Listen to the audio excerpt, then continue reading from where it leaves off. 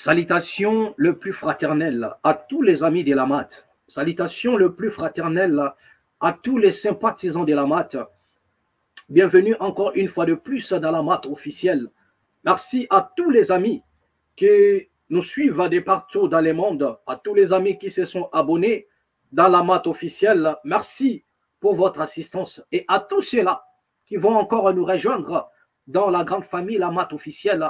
Et voilà, nous sommes là, nous vous attendons. Et abonnez-vous dans la MAT officielle. Aimez nos vidéos, partagez nos vidéos. Et que la paix qui surpasse toute intelligence garde vos cœurs et ce que vous pensez. Merci. Donc, vous êtes là peut-être au son de ma voix. Merci de vous savoir assez nombreux. Voilà, en espérant que nous allons passer un bon moment de télé, un bon moment, comme me dit souvent mon grand frère Kaïmbe. Voilà, d'accord. Donc, je vous souhaite vraiment un très beau week-end.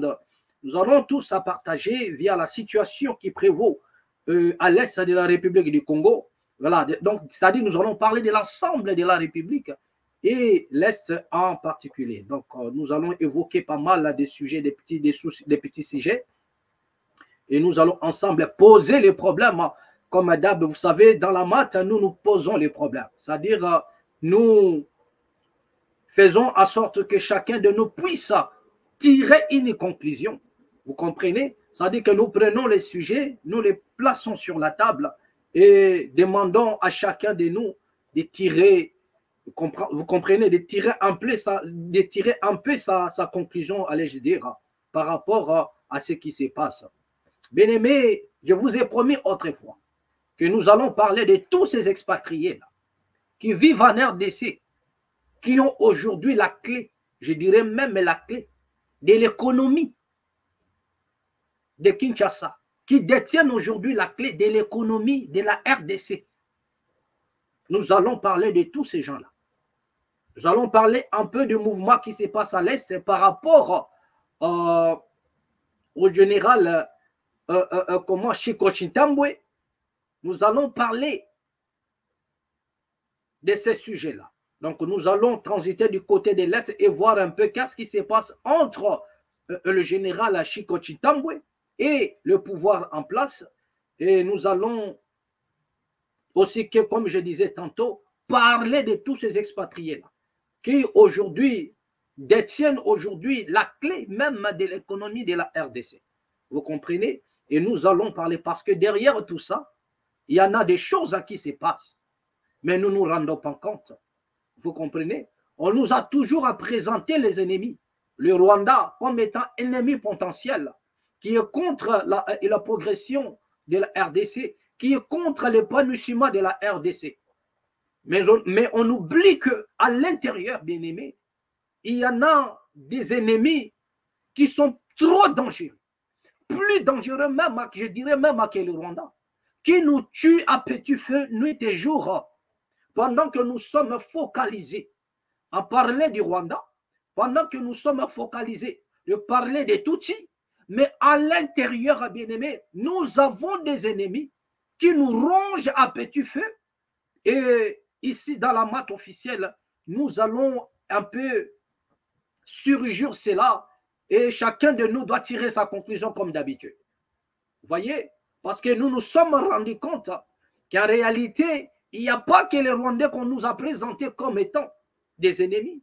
Et même en parlant du Rwanda à l'Est, vous allez vous rendre compte, on nous présente aujourd'hui la M23 comme étant ennemi de la RDC. Donc nous avons le Rwanda qui est, selon les autorités congolaises, derrière la M23. Mais à l'heure où nous sommes en train de parler, les choses ont changé. Parce qu'il y a maintenant un fils du pays qui est dans la rébellion. Corneille Nangaa. Maintenant, dès lors que Corneille Nangaa est dans la rébellion, devrions-nous toujours continuer à parler de tout ce qui menace le Congo ou le Rwanda? Donc, regardez un peu la manière dont vont les choses. Et à l'heure actuelle, il n'y a personne pour nous éclairer sur la vraie situation. Pourquoi? Parce qu'il y en a le Rwanda qui menace la RDC. Derrière les M23, selon les rapports, selon ce qu'on nous présente, et en dehors de ça, nous avons vu M. Corneille Nangaa qui aujourd'hui conduit une rébellion à l'Est. Maintenant, la question que nous devions nous poser, que chacun de nous doit se poser, est-ce toujours le Rwanda qui est derrière la RDC? Est-ce toujours le M23 qui est derrière la RDC? Ou bien c'est aussi des Congolais? C'est-à-dire que vous comprendrez que la rébellion de Corneille Nangaa donc arrive un peu à changer plein de choses. Cela veut dire qu'à l'heure actuelle, le Rwanda, si c'était réellement le Rwanda qui est ennemi de la RDC, qui menace la RDC, qui s'attaque à la RDC, moi je crois qu'à l'heure actuelle, le Rwanda maintenant a de quoi à se défendre. Parce qu'ils ont toujours dit que nous sommes pour rien. Les Congolais sont en train de s'entretuer entre eux. Ça, c'est ce que disent les autorités rwandaises. Que nous n'avons pas la même mise au Congo, mais ce sont des Congolais qui sont en train de s'entretuer entre eux. Maintenant, en voyant maintenant le fils du pays, Corneille Nangaa, qui est Congolais de père et de mère, aller rejoindre ou bien créer une rébellion à l'Est, donc le Rwanda maintenant a de quoi à se défendre pour dire que non, ce n'est pas, nous vous disions depuis que nous n'avons pas la même mise en RDC, ils sont en train de s'entretuer entre eux. Voilà maintenant Corneille Nangaa, qui est l'un des fils du pays, qui a créé une rébellion. Donc, les choses maintenant deviennent un peu compliquées. Vous voyez? Mais dans la maths, nous allons toujours poser les problèmes et permettre à chacun de nous de tirer sa conclusion. Donc, c'est de ça qu'il s'agit. Donc, je disais que nous allons parler de tous ces expatriés-là qui vivent au Congo, qui dont aujourd'hui détiennent l'économie de la quasi-totalité de la République. Parce qu'autrefois, au Congo, nous avions des personnes, des bailleurs de fonds, des fils du pays des Congolais. Et ils étaient là, c'est-à-dire qu'ils avaient la même mise sur l'économie même du pays. Ils ont donné du boulot. Ils ont aidé la population. Mais aucun d'eux ne s'est mis à massacrer la population. Les gens que nous avons connus avant, qui sont aujourd'hui effacés pour laisser la place, qui ont été effacés systématiquement pour laisser la place à tous ces expatriés-là, qui dont aujourd'hui maltraitent l'homme congolais. Nous avons connu des bailleurs de fonds au Congo. Nous avons connu des grands opérateurs économiques congolais. Mais ces gens-là n'ont pas maltraité la population. Mais aujourd'hui, nous pouvons citer, nous avons des Chinois, nous avons des Indo-Pakistanais, nous avons des Indiens, nous avons des Libanais. Ils sont en RDC. Dans l'ensemble de la République, ils sont partout. Ici, nous ne voulons pas, nous ne citons pas les gens à la haine. Mais il est temps quand même que nous puissions dire la vérité à la population. Nous ne citons jamais les gens à la haine, comme font, je ne sais pas moi, les gens, certaines personnes disent que non, voilà, et ce sont des petits mots que vous incitez à la haine. On n'incite personne à la haine. Mais à un moment donné, lorsqu'on se rend compte que le peuple dort, on doit les réveiller, on doit sonner de la trompette. Nous ne sommes pas les moutons pour regarder les autres agir. Et lorsqu'il s'agit de la RDC, donc on n'a pas droit. Ça n'a pas de sens. Regardez ce qui se passe, ce qui s'est passé du côté de la Tunisie. Ils ont lynché les Noirs subsahariennes. Ils n'ont rien fait. Un bon jour comme ça, le président tunisien se réveille et dit que non, ces gens-là arrivent ici pour modifier la démographie. D'accord, donc il faudrait les chasser. Il a donné les tempos. Et la population, ils se sont jetés directement. Ils se sont lancés directement à la chasse à l'homme. À la chasse à l'homme. Ils n'ont pas laissé la chance aux subsahariens. Alors qu'il y a une seule question qu'on doit se poser, en vérité, entre les subsahariens et ceux qui habitent le Maghreb, qui est-ce qui occupe la terre de l'autre? Qui est-ce qui occupe l'espace de l'autre? Parce qu'aujourd'hui, il y en a des pseudo-politiciens qui nous parlent du grand remplacement. Mais laissez-moi vous dire que depuis que le monde est monde, le plus grand remplacement, c'est l'homme noir qui a toujours subi cela. C'est l'homme noir qui a toujours subi le plus grand remplacement de l'histoire, depuis que le monde est monde. Mais pour embrayer un peu le piste, pour embrayer un peu la conscience de certaines personnes, pour endoctriner un peu les enfants qui naissent aujourd'hui, on leur dit non, il y a les grands remplacements. Et lorsqu'on prend les grands remplacements, on fait allusion aux Africains. Alors que ce sont les Africains qui sont victimes du grand remplacement depuis la nuit des temps. Depuis la nuit des temps, ce sont les Africains. À telle enseigne qu'en Afrique, l'Afrique est divisée. Il y en a des territoires dont c'est-à-dire que les subsahariens sont considérés comme étant des étrangers, alors qu'ils sont dans leur propre continent. Si vous allez en Tunisie, vous verrez, il y en a des autochtones tunisiens et qui n'ont pas la peau blanche. Si vous allez du côté du Maroc, vous allez voir qu'il y en a des autochtones marocains. Ils ont la peau noire. Vous allez du côté de la Libye. Vous y trouverez aussi des Noirs libyens, autochtones, je dis bien, autochtones de la Libye. Autochtones de la Libye. Mais seulement ils sont minoritaires. Vous allez même du côté de l'Égypte, vous y trouverez aussi. Ils sont là minoritaires, ils sont traqués nuit et jour. Et dans la plupart des cas, ils sont trop nerveux. Les Noirs autochtones du Maghreb, ils sont c'est-à-dire ils sont tellement nerveux, ils ne blaguent pas. Moins de problèmes, bien aimés, ils se fâchent. Ils sont tellement nerveux. Pour une simple raison, c'est qu'ils sont minimisés. Et dans la plupart des cas, ils sont victimes des rafles. Lorsqu'il y en a des rafles contre les Noirs subsahariens, les Africains subsahariens, bien aimés, ils en sont aussi victimes. Dès lors qu'il ne peut pas parler, donc il est considéré comme un Noir subsaharien. Et c'est lorsqu'il il parle, c'est là où il se rend compte que non, c'est un Marocain, c'est un Noir marocain. Non, c'est un Noir tunisien. Non, c'est un Noir libyen. Non, c'est un Noir égyptien. Comme actuellement, il y a un rafle du côté de l'Égypte qui ne dit pas son nom. Il est temps que les autorités de la RDC puissent aussi intervenir, car chaque nation prend des précautions pour protéger ses ressortissants vivant en Égypte. Ça, je vous l'ai dit déjà. Il y a un grand... C'est-à-dire que les Africains subsahariens sont matraqués à l'heure actuelle du côté de l'Égypte.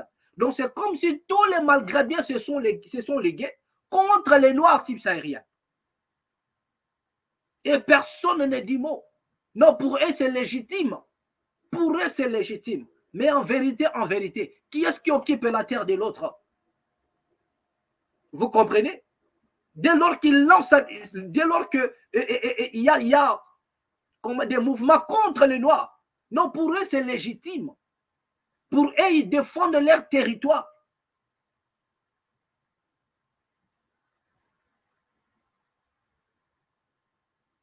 Quand bien même ce territoire ne les appartient pas en vérité. Mais dès lors qu'ils le font, personne ne dit un mot, ni la communauté internationale. On nous développe des petits français à la télé, rien que pour nous tromper que non, nous condamnons des actes. Mais en réalité, ils sont derrière ça. Parce que depuis la nuit des temps, c'est l'homme noir qui a été victime du grand remplacement. Et d'ailleurs, le plan de M. Bill Gates, cet homme sataniquement inspiré, c'est dans le but de supprimer une grande population. Et parmi cette population, c'est la population noire.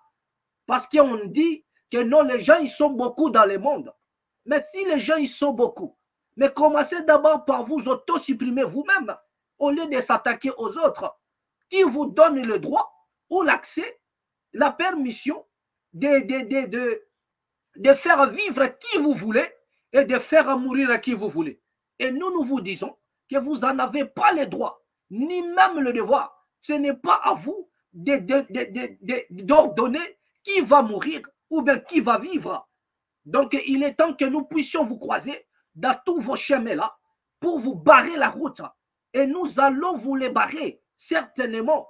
Dès lors que la cause elle est juste, la victoire elle est certaine.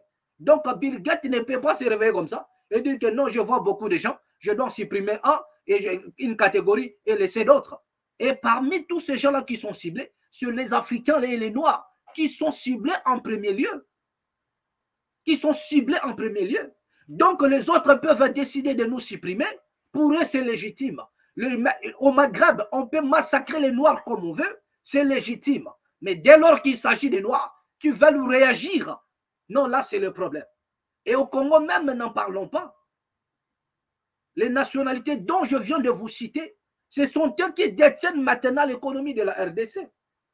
Mais il faut voir ce qui se passe derrière cela. Il faut voir les châtiments que ces gens-là ont réservés à la population congolaise derrière un soi-disant investissement. Ils viennent par rapport à la coopération, mais il faudrait voir ce qui se passe aujourd'hui. Donc, nous allons parler de ça, nous allons évoquer ça. Parce qu'il est temps que les Congolais puissent se défendre. Il est temps que les Congolais puissent se réveiller et prendre des choses en main. Dès lors que la cause elle est juste, la victoire elle est certaine, nous n'allons pas laisser aux autres de faire de nous ce qu'ils veulent. Non, ils n'en ont pas les droits. Ils n'en ont pas les droits. Donc, par conséquent, nous devrions aussi réagir à de la sorte. Voilà. Nous allons répondre à les rappels. Nous allons répondre à les rappels. Vous comprenez quand je dis ça, répondre à les rappels. Ça veut dire que nous allons répondre. La profondeur appelle la profondeur. Lorsque la profondeur appelle, la profondeur doit répondre à cet appel. Donc c'est de ça qu'il s'agit. Nous n'allons plus nous laisser massacrer comme des cafards, même étant chez nous, par des gens qui viennent pauvres et qui s'enrichissent, dont aujourd'hui détiennent l'économie à 90%, à 98% même, je dirais, l'économie de la RDC. Les Chinois, les Indo-Pakistanais, les Indiens et les Libanais. Vous avez vu, comme je disais, ce que le Maghrébin ont fait au noir. Mais pour avoir fait quoi? Donc nous, on peut nous assassiner, on peut nous tuer même étant chez nous. Ailleurs, on nous maltraite. Et étant chez nous, on nous maltraite. Non, il faudrait que ça cesse, peuple. Réveillez-vous un peu, man. Réveillez-vous un peu, frérot. Prenez-vous en charge. Il est temps de défendre. C'est pour la survie de vos enfants, de vous-même. Donc, vous avez intérêt à vous lever.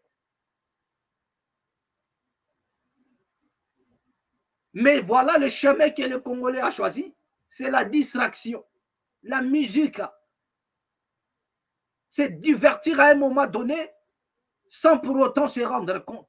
Or, à l'heure actuelle, le Congolais ne devrait plus laisser la place à la distraction. Le Congolais n'a plus droit à la distraction à l'heure actuelle. Chaque chose a son temps. Chaque chose a son temps. C'est le temps de laisser un peu les choses de la distraction à côté, de regarder un peu votre avenir.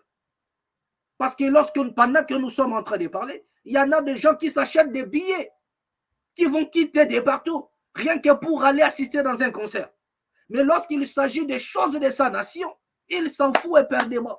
Donc pour lui, c'est manger et boire, et sa nation, donc ça ne sert à rien, ce n'est pas son problème. Mais laissez-moi vous dire, si tu réfléchis de la sorte, si c'est comme ça que tu vis, tu es un animal. Tu es pur qu'un animal. Tu es pur qu'un animal. Et un animal de mauvais goût qui n'a même pas le droit de cohabiter avec les humains. Il y en a même des animaux dont on appelle les animaux de compagnie. Mais toi, tu n'es même pas un animal de compagnie. Voilà. Tu es un animal de la forêt. Donc ta place n'est pas parmi les hommes. Parce que jusque-là, tu ne comprends que dalle. Tu maîtrises que dalle. Donc c'est de ça que je sache. Donc, mais avant d'y aller en profondeur, nous allons un peu faire un tour du côté de l'Est voir. Nous allons un peu écouter M. Onana. Nous allons écouter M. Onana qui parle un peu de la situation de la RDC. Suivons un peu. Mais avant tout, avant d'écouter M. Onana, voilà, nous allons d'abord écouter une dame qui parle, je ne sais pas, c'est un député, qui parle dans la tribune de l'Union européenne. Écoutons un peu ce que les autres pensent de la République démocratique du Congo. Dans un silence médiatique consternant, la région des Grands Lacs à l'est du Congo a déjà subi l'une des plus grandes tragédies de notre monde moderne avec 10 millions de morts. Aujourd'hui, le mouvement du 23 mars use des pires armes de guerre, famine, viol, destruction des systèmes de santé et discours de haine. Le M23 intensifie ses attaques. En février, avec la prise de Chacha, laissant 6,7 millions de personnes prises au piège dans des conditions de vie inhumaines. C'est désormais au tour de Goma d'être menacé. Nous devons accorder un soutien massif aux initiatives diplomatiques via les processus de Luanda et de Nairobi pour qu'enfin le M23 cesse les combats et se retire de toutes les zones qu'il occupe. Pour que le Rwanda cesse son soutien au M23 et se retire du territoire congolais. Pour que les forces armées de la RDC cessent toute collaboration avec les FDLR. L'Europe doit agir rapidement avec force et détermination pour faire revenir la paix et la sécurité en RDC. Nous le devons au peuple congolais. Merci. Voilà, nous le devons au peuple congolais. Bon, nous avons quand même de quoi à dire. Vous avez suivi. Et c'était à l'Union européenne. Voilà, on fait état de la situation de la RDC. Oui, c'est bien bon d'en parler. Mais la question que nous nous disons, nous posons, c'est de savoir qui est-ce qui alimente tous ces groupes rebelles-là. Et à savoir déjà, comme je disais tantôt, faites attention aux ennemis qu'on nous présente. On nous a présenté les Rwandais, on nous dit que voilà, les Rwandais nous déstabilisent. Mais aujourd'hui, nous avons un fils de pays qui est là. Ça veut dire que le Rwanda a de quoi maintenant se défendre. Et la M23 ne se réclame pas du Rwanda. Ils disent qu'ils sont des Congolais. Mais qu'est-ce qui se passe? Et je vous ai dit ici, pendant qu'on nous présente un ennemi, mais nous sommes en train d'oublier qu'à l'intérieur, nous sommes rongés à petit feu par une communauté des expatriés qui aujourd'hui ont le pouvoir sur l'économie et qui sont en train de racheter même la conscience de nos autorités, les autorités militaires et les autorités politiques. Un Libanais te dira que non, la justice du Congo est dans ma poche. Ça, c'est un Libanais qui te dit ça. Et moi, je viens vous réveiller sur un côté qu'on ne nous dit pas. C'est ça notre problème. Je viens réveiller les Congolais sur un côté dont on nous cache toujours. On nous montre le Rwanda, mais alors qu'on nous parle de M23, alors qu'il y en a des groupes rebelles plus farouches, plus criminels que le M23. Des groupes rebelles comme des Codeco. Des groupes rebelles comme des A9 Nalou.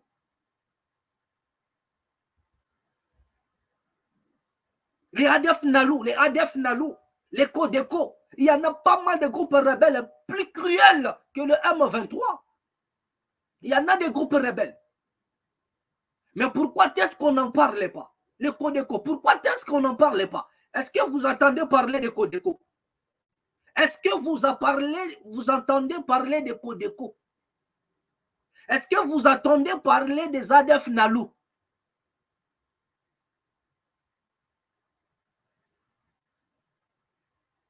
Le média n'en parle pas.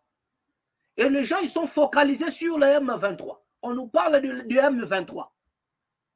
Mais est-ce qu'il y a que M23 dans la partie est de la République démocratique du Congo? Voilà la question que nous devrions nous poser. Réveillez un peu votre conscience.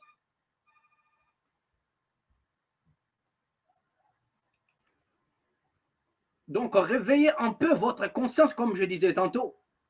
C'est simple à comprendre. On nous présente le M23, et pendant que nous sommes focalisés sur le M23, et personne fait allusion à d'autres groupes rebelles. Il y en a d'autres groupes rebelles plus dangereux que ce qu'on nous présente là.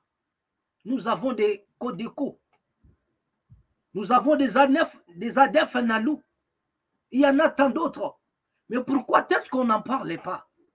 Il y en a plus de 120 groupes rebelles comme ça.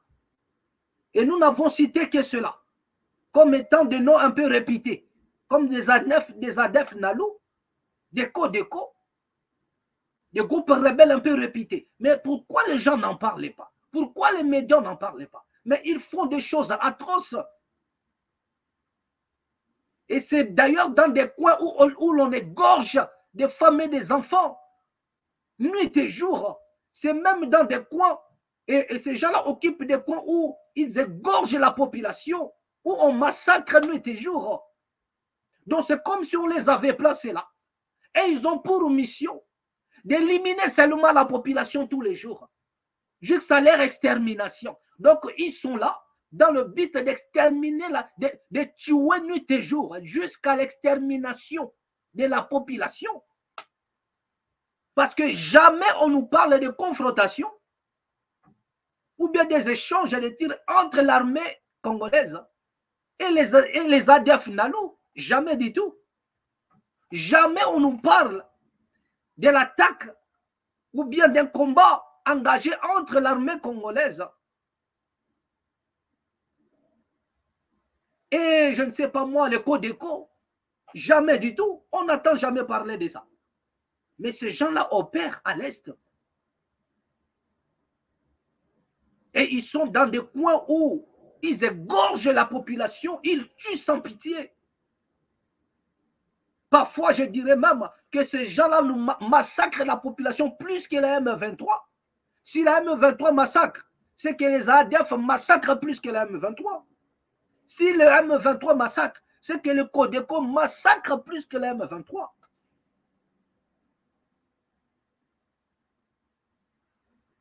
Quelle est cette guerre-là dont les victimes, ce n'est que la population?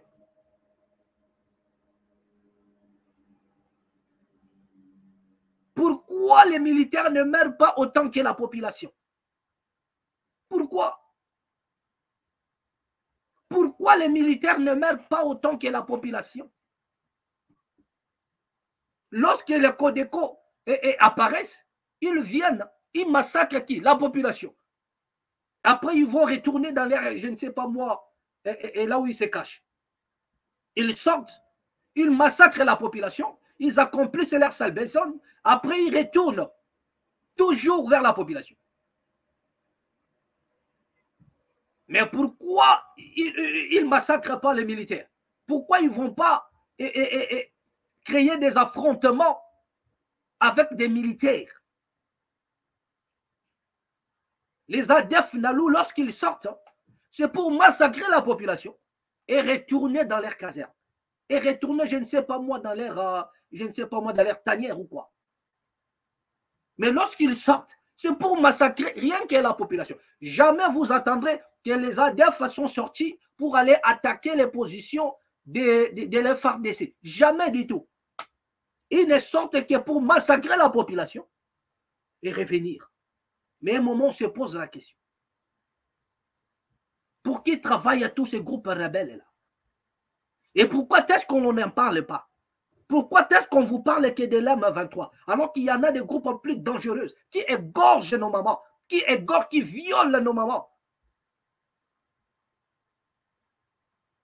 qui massacrent la population, même des bébés qui viennent de naître. Ils sont sans pitié. Tous ces bandes de cannibales qui sont de l'autre côté. Pourquoi est-ce que l'on n'en parle pas? Mais on nous présente un groupe de personnes. On nous présente maintenant la M23. On nous présente les Rwandais, alors qu'à Kinshasa, il y en a des ennemis. On nous présente un Nanga, alors qu'à Kinshasa, nous avons des ennemis. Donc, à nous ici, nous allons parler des ennemis dont on ne nous a jamais présentés. C'est ça maintenant le problématique. C'est ça maintenant l'affaire. Donc nous allons parler de tous ces ennemis-là dont on ne nous parlait pas. Nous sommes en train d'introduire un autre message. Et nous sommes en train de poser juste ça de base. Nous avons des expatriés qui nous tuent à petit feu. Et pendant ce temps, nous avons des autorités qui ne disent rien. Et la population paye.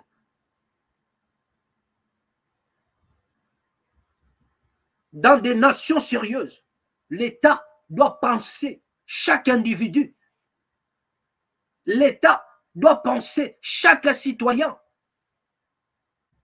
Ce sont eux qui gèrent la richesse de la nation. La richesse d'une nation n'appartient pas aux quelques individus, non. La richesse d'une nation n'appartient pas à un homme ou à une femme, non. La richesse d'une nation appartient aux citoyens de l'ensemble de la République, même aux plus démunis. C'est-à-dire que la richesse appartient à tout le monde.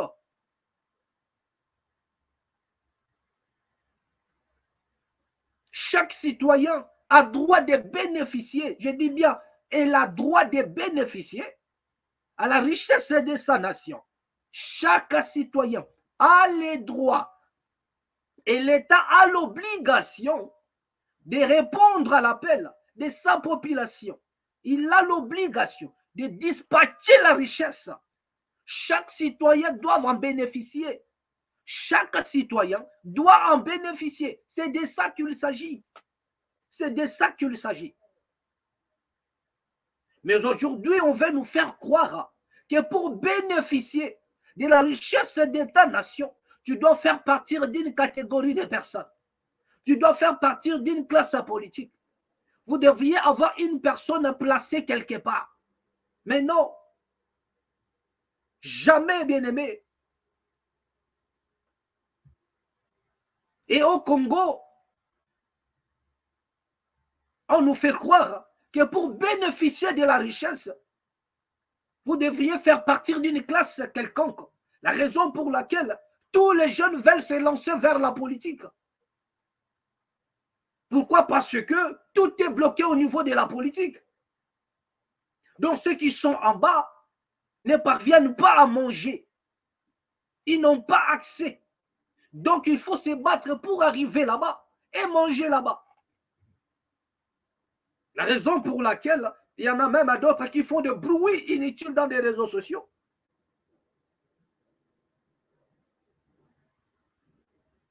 Afin d'être récupérés, être remarqués. Et après quoi, peut-être, on pourra la récompenser. Et les gens, ils font de tout et de rien, même n'importe quoi, pour une récompense. Aujourd'hui, ça devient une récompense. Pour bénéficier de la richesse de ta nation, tu dois être récompensé, soit par un homme politique.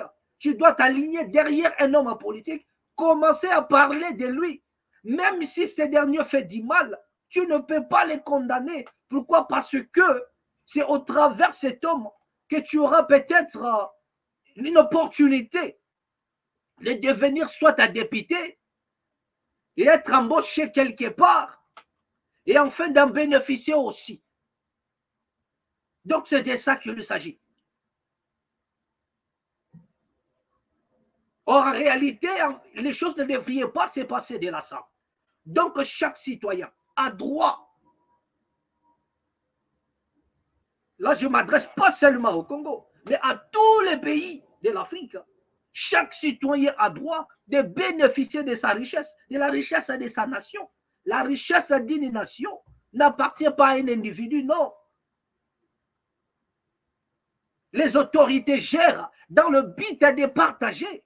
La raison pour laquelle chaque citoyen ne peut pas dormir affamé. Un citoyen ne peut pas dormir affamé.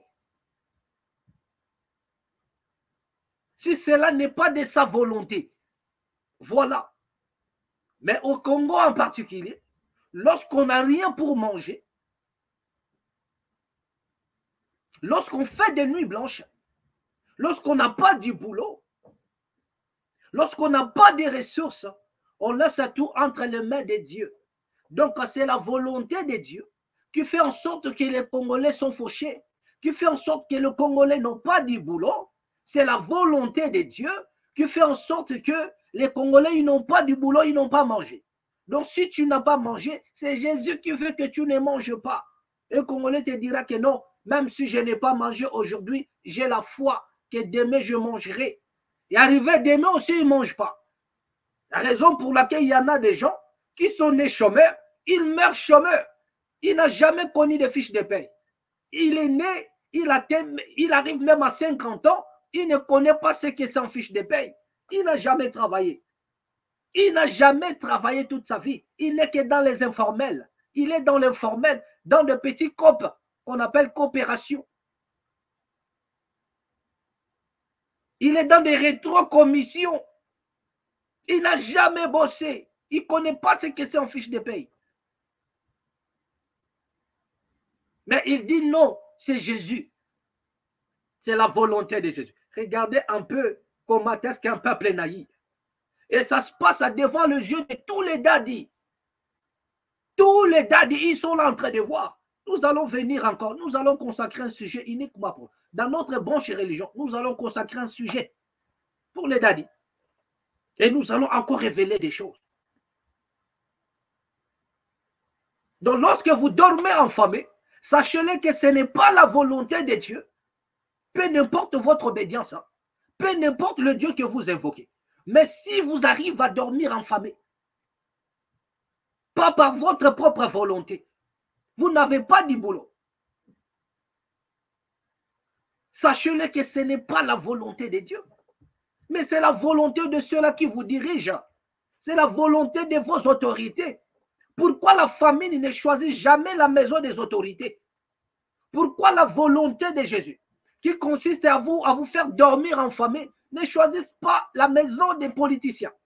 Donc il y a que le petit peuple considéré comme des pauvres, ce sont eux qui dorment enfamés, qui sont dans le chômage et qui se disent c'est Jésus qui veut ça. Demain il va donner. Mais pourquoi Jésus là ne le voudra-t-il pas pour les autres, pour les hommes politiques? Pourquoi les enfants des hommes politiques ne sont-ils pas aussi dans le chômage? Les enfants des hommes politiques qui ne travaillent pas, ce n'est pas parce qu'ils n'ont pas, ils veulent pas, ce n'est pas parce qu'ils sont dans le chômage, non. Mais seulement, ils ne veulent pas travailler, vu le positionnement de leurs parents.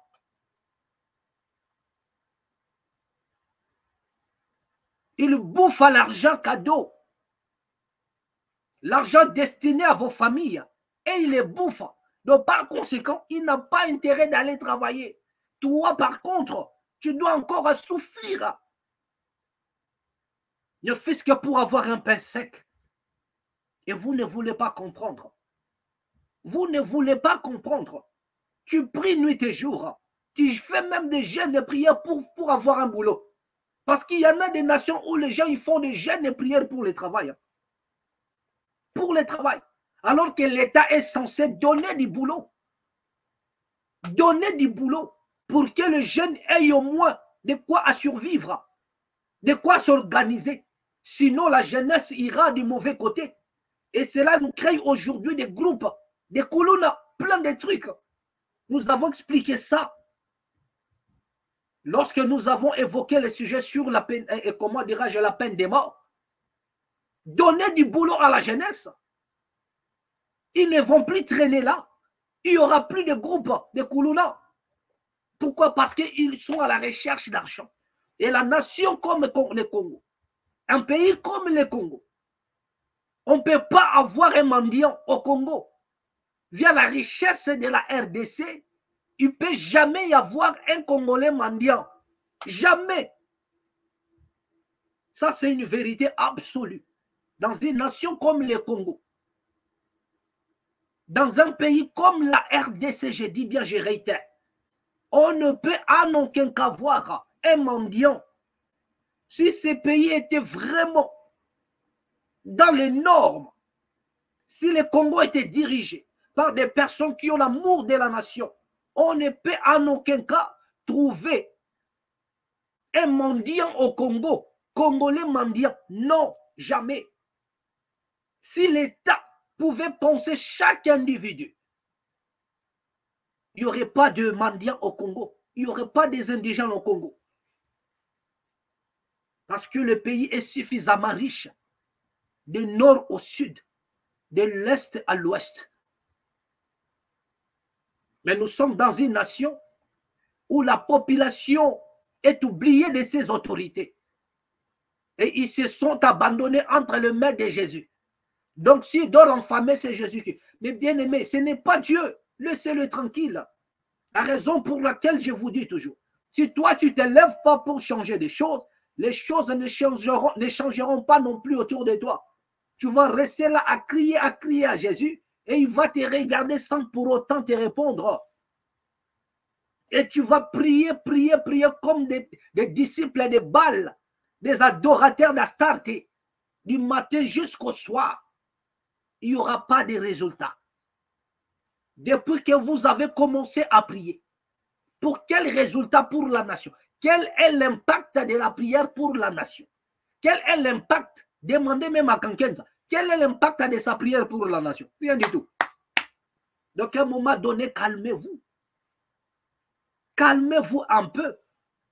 N'est-ce pas le moment de parler, de comprendre et de bien parler à ton Dieu? N'est-ce pas le moment de le regarder en face pour dire que le tien? Comment les gens-là ne te prient pas? Moi, je te prie nuit et jour. Avec l'argent que je gagne difficilement, je mets des offrandes. Je donne la dîme. Soit disant que nous te volons. La nation tout entière, vous me volez. Et moi, je ne vais pas voler. Je donne la dîme. Mais au retour, c'est moi qui vis dans un chômage atroce. Au retour, c'est moi qui donne ma famille, moi et ma famille. Et pendant ce temps, il y en a des gens qui ne donnent pas la dîme. Des voleurs patentés, qui détournent des deniers publics, qui ont la signature de la nation, qui sont en train de trahir la nation. Ce sont ceux-là qui ne connaissent jamais la famille, ni eux, ni leurs enfants, ni leurs progénitures. Ce sont ceux-là qui jouent avec l'argent de la République. Mais à un moment donné, Dieu doit démontrer, ton Dieu là, il doit démontrer sa justice. Comment quelqu'un qui t'invoque, nuit et jour, mais c'est lui qui accroupit dans la misère. Mais des gens comme ça, des voleurs, qui n'ont rien, qui ne plient même pas ton Dieu à toi. Et ce sont eux qui se succèdent dans des postes. Et toi, avec ton Dieu, dans la misère et dans le chômage. Donc pour toi, l'Itomanalola, ici là, c'est le tourisme pour toi. Tu es venu regarder et accompagner les autres. Mais révolutionne-toi. Comprends un peu des choses.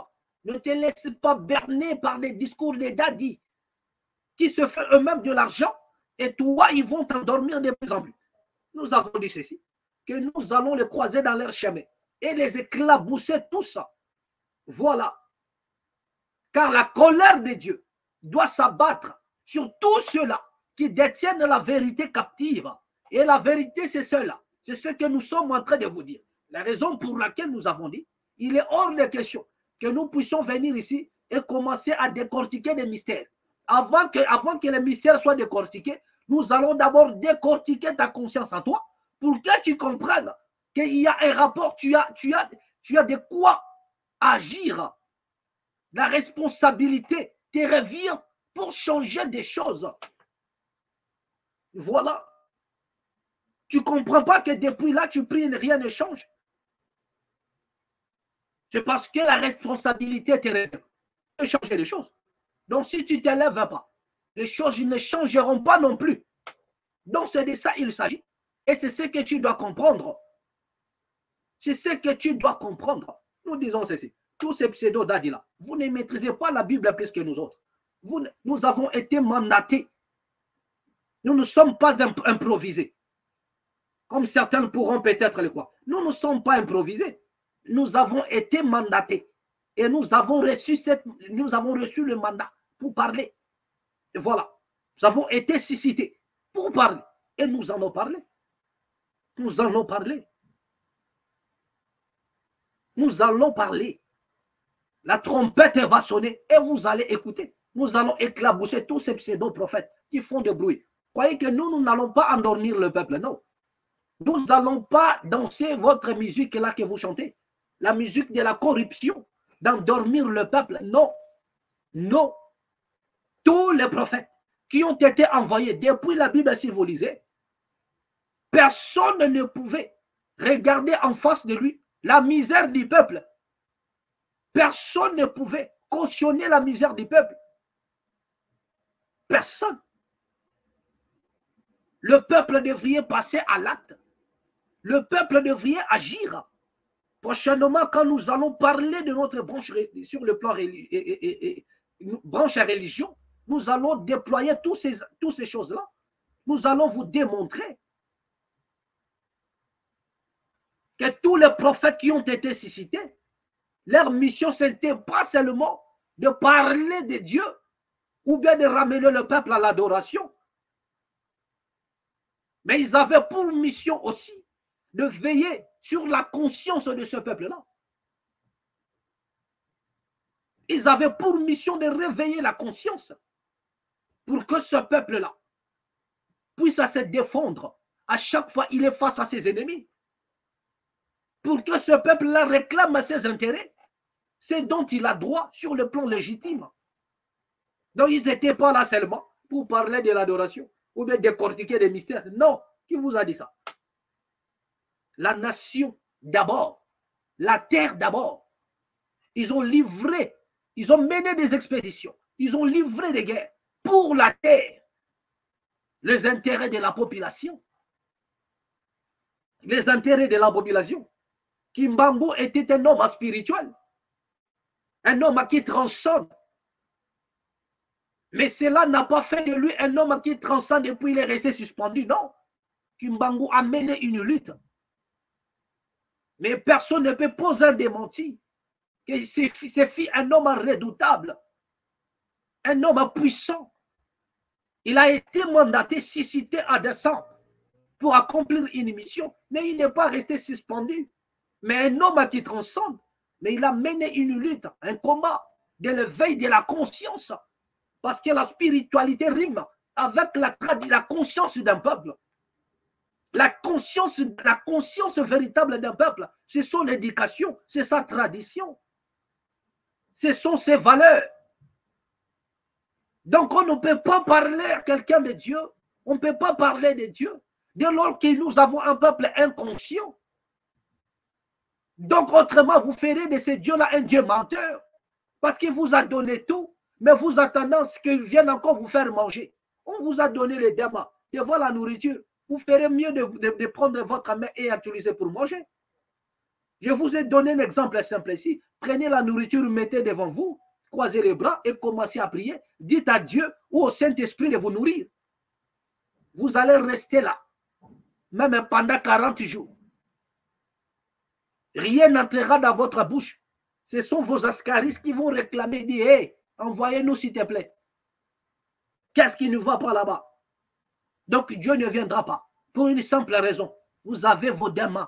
Il vous a donné ça pour vous en servir. C'est de la même manière par rapport à la situation de votre nation. Si vous dormez enfamé, ce n'est pas la volonté de Jésus, ce n'est pas Dieu, mais ce sont vos politiciens. La raison pour laquelle les dadis partent de sitou, ils viennent vous montrer les démons, des démons virtuels, les démons que tu n'as jamais vus. Mais ici, dans la maths, nous sommes au-delà de ça. Et nous vous montrons de vrais démons. Et de vrais démons, ce ne sont pas les démons que tu chasses nuit et jour, la nuit. Mais ce sont des démons que tu vois à la télé. Ce sont des démons que tu as votés. Ce sont ceux-là que tu as donné tes voix pour te représenter dans l'Assemblée nationale. Ce sont ceux-là que tu as votés dans des urnes. Ce sont ceux-là, le vrai démon qui détourne des deniers publics. Et l'argent qu'il détourne, c'est ton argent à toi. Ce n'est pas son argent, ni l'argent de sa famille. L'argent de la nation, c'est ton argent. Donc, si tu as de quoi réclamer, ce n'est pas chez Jésus. Jésus t'a donné la capacité de t'élever. et de t'engager sur son chemin et de le tenir à face. Et de les tenir face, de leur barrer la route. Vous avez la bénédiction de Dieu sur ça. Dès lors que la cause est juste, c'est dans ça que Dieu y bénit. C'est dans ça que Dieu agit. C'est dans ça que Dieu y répond. N'attendez pas autre chose. N'attendez pas autre chose. Nous n'allons pas parler comme tous ces pseudo-prophètes qui sont venus de la part des diables pour escroquer les gens ici. Non. Non, non. Non.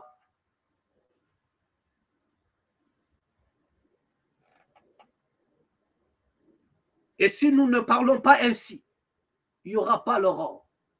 Voilà. Il n'y aura pas l'aurore dans la conscience de l'homme congolais. Écoutons un peu Charles Onana, comme j'avais promis cette vidéo, mais nous allons revenir prochainement. Nous allons revenir prochainement et en parler. Écoutez Charles Onana. Des gens qui venaient du Burundi, du Rwanda, etc., qui sont devenus du jour au lendemain des Banyamulenge. Ça, c'est une réalité. Moi, j'ai découvert ça d'ailleurs dans les rapports de l'Union européenne. Oui, mais les Banyamulenge se considèrent comme Congolais d'origine. Vous avez des Banyamulenge historiques et vous avez des Banyamulenge de circonstances. Vous y consacrez même un chapitre. Bon, j'ai découvert, par exemple, et ça, c'est pas moi qui le dis, et ça devrait être l'objet d'un débat national au Congo. Je découvre, par exemple, que Laurent Nkunda, dont on parlait tout à l'heure, qui était devenu une célébrité, une star, chef de guerre, criminel de guerre au Congo, courtisé par Monsieur Obasanjo, Louis Michel et tout le petit gratin de la politique internationale. Eh bien, un rapport de 10 pages de la MONUC dit que Monsieur Laurent Nkunda n'est pas congolais. Des Rwandais. Il est rwandais et c'est pour cette raison qu'il est rentré chez lui. Et comment il est devenu congolais? Monsieur Laurent Nkunda était sergent dans l'armée rwandaise. Il se retrouve général dans l'armée congolaise sur la base, le fondement d'un décret de Joseph Kabila, lui-même étant issu de l'armée rwandaise. Mais tout cela est quand même terrible pour les Congolais. Et je découvre aussi que le monsieur Ado Ayelo, c'est lui qui dit à Joseph Kabila de déchoir Laurent Nkunda de son grade de général et de le poursuivre pour les crimes commis au Congo. Donc, aujourd'hui, l'armée congolaise n'a pas que les officiers qui ont été formés dans les grandes écoles militaires. L'armée congolaise a aujourd'hui dans ses rangs des gens qui sont des parfaits criminels de guerre et aussi des gens qui viennent des pays dont on ne sait exactement pas d'où ils sont originaires. Donc, cette situation dramatique que vit l'armée congolaise rend l'armée congolaise inefficace dans ses opérations. Voilà. Donc, vous venez là de suivre M. Charles Onana, qui fait aussi ses recherches dans le cadre toujours de la situation de l'Est de la République démocratique du Congo.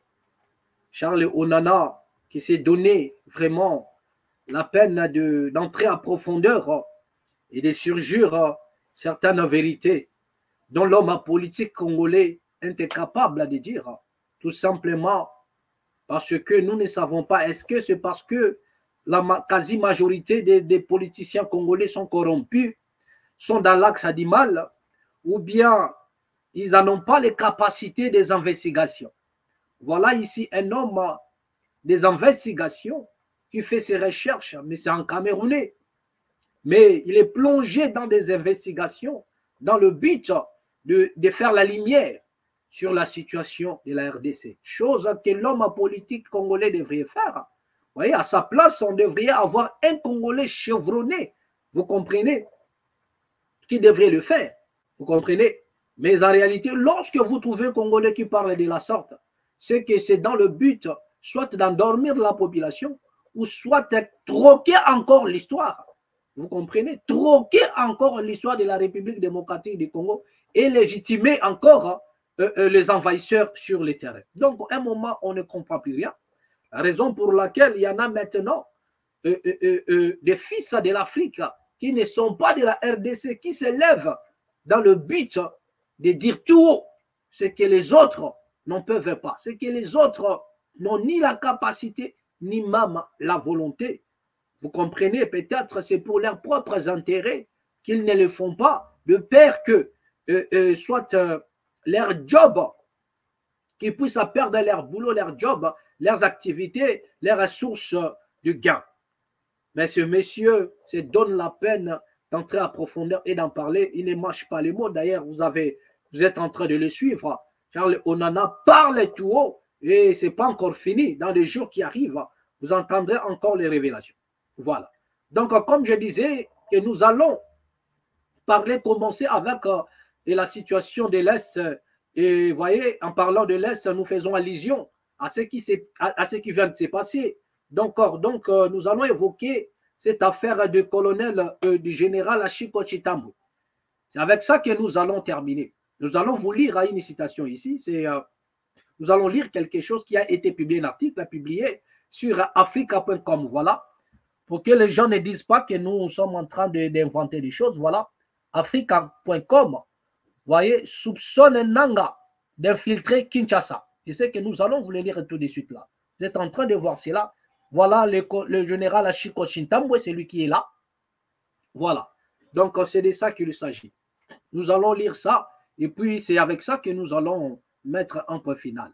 Africa.com, RDC, Tshisekedi soupçonne Nanga d'infiltrer Kinshasa.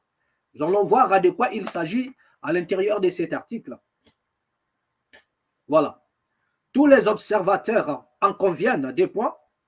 La tension est palpable à Kinshasa entre le climat de guerre à l'est et celui des terreurs qui s'observent dans la capitale de la RDC ces dernières heures.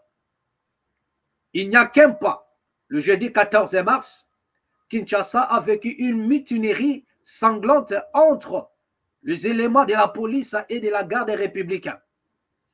Dans les quartiers Kingabwa, vous avez tous vu comment est-ce qu'il y a eu des échanges de tirs entre les deux forces-là. Vous voyez? Donc, nous craignons que demain ou après-demain, qu'il y ait un conflit entre le ministre de l'Intérieur et le ministre de la Défense. Vous comprenez? C'est-à-dire que M. Jean-Pierre Bemba Gombo et le ministre de l'Intérieur. Vous voyez? Donc, Peter Kazadi, je crois. Donc, nous craignons qu'il y ait un conflit, vous comprenez, entre les deux personnes et nous ne savons pas ce qui va se passer après. Voilà. Il n'y a qu'un pas. Le jeudi 14 mars, Kinshasa a vécu une mutinerie sanglante entre les éléments de la police et de la garde républicaine dans les quartiers Kingabwa. Voilà.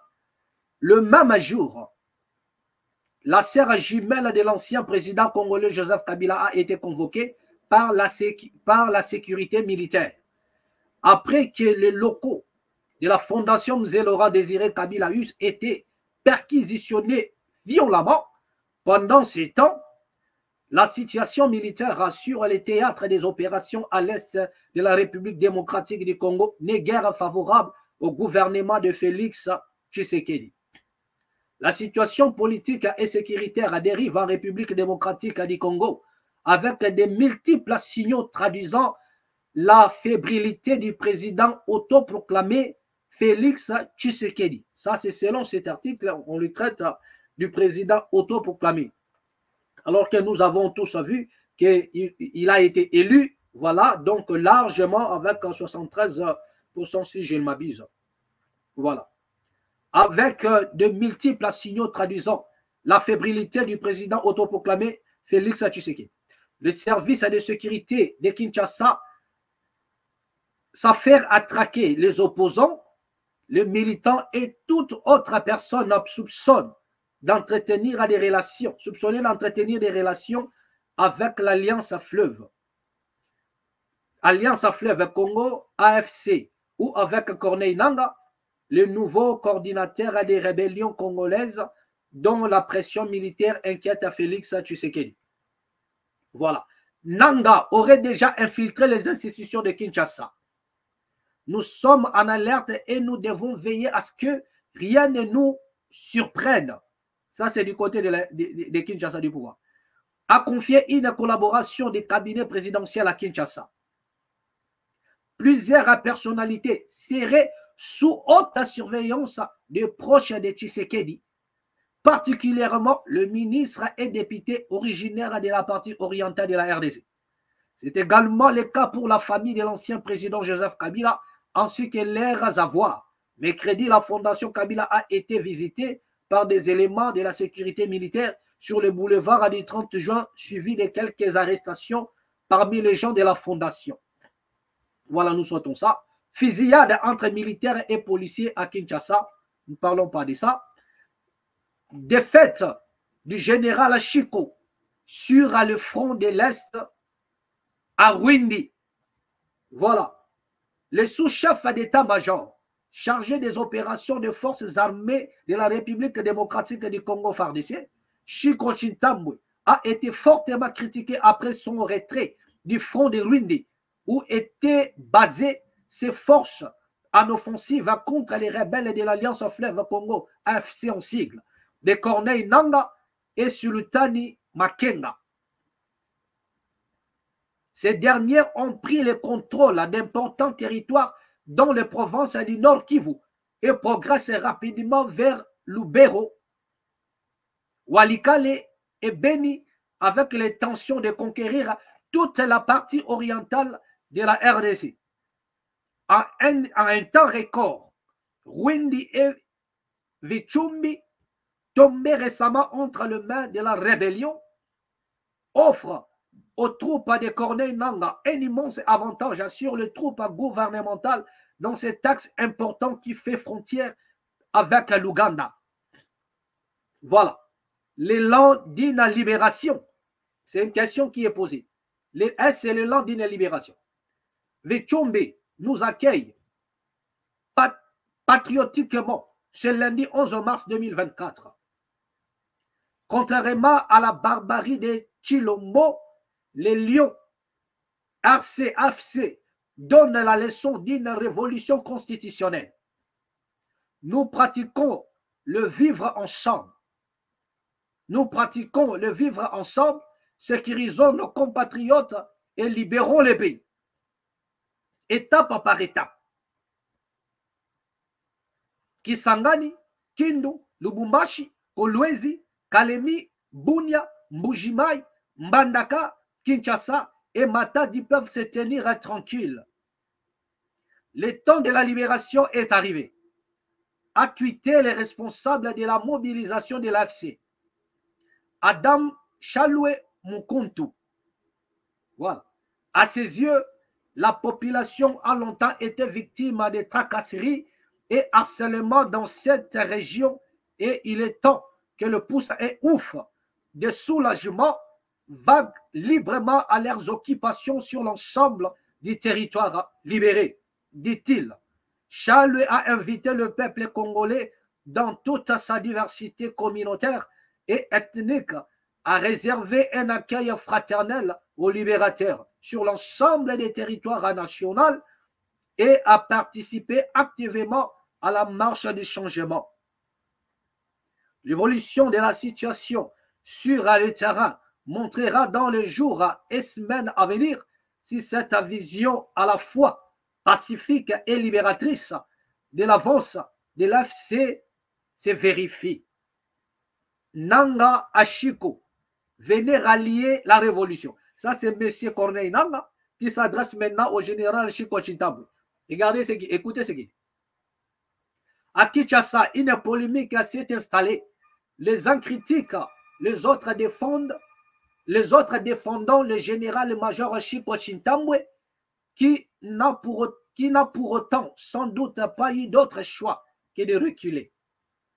Corneille Nangaa rajoute à la polémique en proposant carrément à l'officier général des forces armées de la République démocratique du Congo de rallier l'Alliance Fleuve Congo à l'étape de Lubero.